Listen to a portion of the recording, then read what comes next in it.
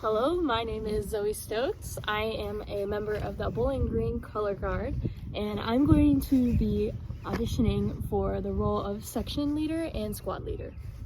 A few of the leadership qualities that I possess are being punctual and being a resource that other members can go to. So as a leader, you want to make sure you lead by example. So being on time is something that I'm always really a strong supporter of, because if we're not all together on time, then that's going to throw off the structure and how productive we are during our rehearsals. So if I can show everyone how important it is to be on time, then they will also be on time. And then being a person who people can come to for help is something that's extremely important, especially to new members within a program such that is as big as ours. Making sure that they know they have someone who they can come and talk to about anything, whether it be school related, marching band related, color guard related, is super important. And making sure they have someone there for them at all points in time ensures that they will feel comfortable in the program and make sure that they can thrive in this program as well. An example of how I was able to be a resource to people last year and in years past was I was always available before or after rehearsals when I could be there and make sure I would answer anybody's questions. I know a lot of the times the role that Connor played last year, she had a lot of questions coming at her, and being a squad leader, it was really important for us to make sure we hit those questions without them getting in the way of Connor or even like other staff such as Dr. King or Chad. So my definition of servant leadership is where the goal of the leadership is to serve the staff. So the goal of the color guard would be to serve Dr. King and make sure everything he's saying gets across to all the color guard members, as well as what Chad is saying. It's very important that we enact the tasks that the directors see fit. So for example, we will assist the color guard in what Dr. King wants us to do, and as well as what Chad would like us to do. So if Dr. King tells us that we need to be working on something in particular, we will work that, or if Chad says something different, then we can communicate among the two directors and make sure that everything is being done that needs to be done in order for us to be successful. Servant leadership is also an extension of the staff. So most of the time, the staff is very busy doing other things and cannot be everywhere at once. So having the servant leadership is really important because it allows these members to be the eyes and the ears of the staff when they're not around or when they are doing other things.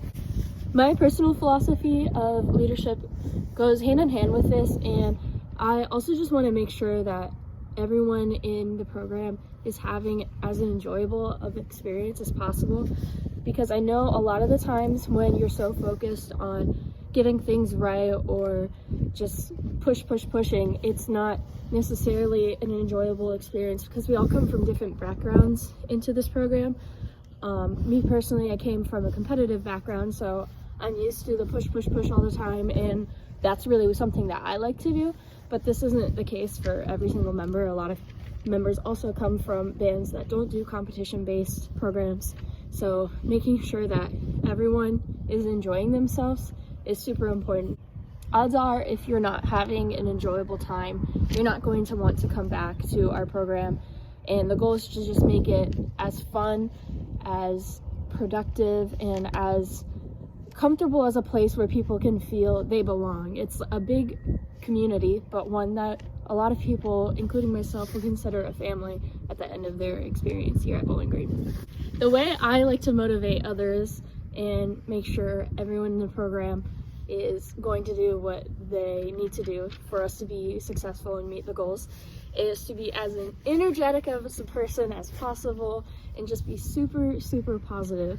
So one of the ways I like to do this during rehearsals is if we're running back to a set, I just like to scream like woo, and as like form of encouragement to everyone, like, yeah, you got this, like making sure that even though if we're running pregame a million times, it's not the most fun thing to do in the world, but if you make it positive, then it's going to be an experience that they're going to want to do and push through.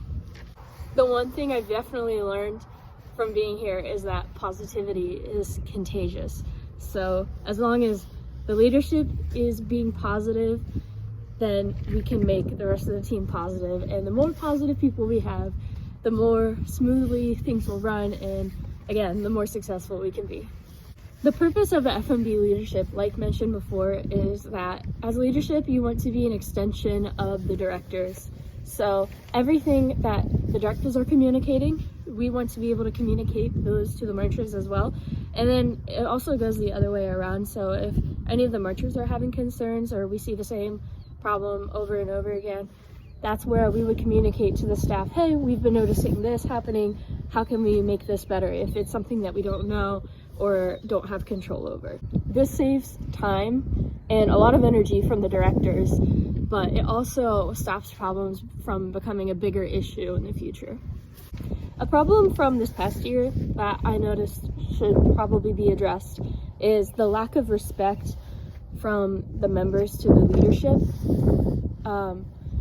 Last year, it wasn't very clear how our role was within the marching band and our color guard members. So I think it would be very important to fix this by at the beginning of the season, mentioning, hey, we're here for you. Like, please use us as a resource. We want to be there for you. We want you to be successful. Our goal is not for you to be played down in any way, or we don't want you to be unsuccessful. But we also want to make sure that everything we say is taken seriously, because what we're doing is a direct association to the directors, what they want us to be doing, so our actions as well as our words. So if we do this at the beginning of the season by telling the members once, there shouldn't be any problems later on. Thank you for listening. This has been my leadership video, and here is my unique finish.